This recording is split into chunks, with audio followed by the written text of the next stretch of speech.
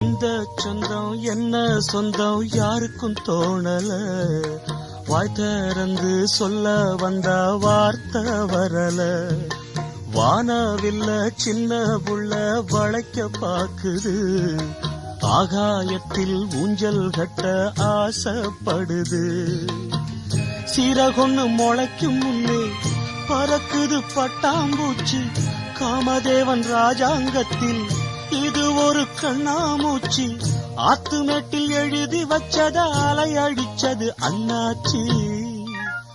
சம்சாரம் அது மின்சாரம், சம்சாரம் அது மின்சாரம்.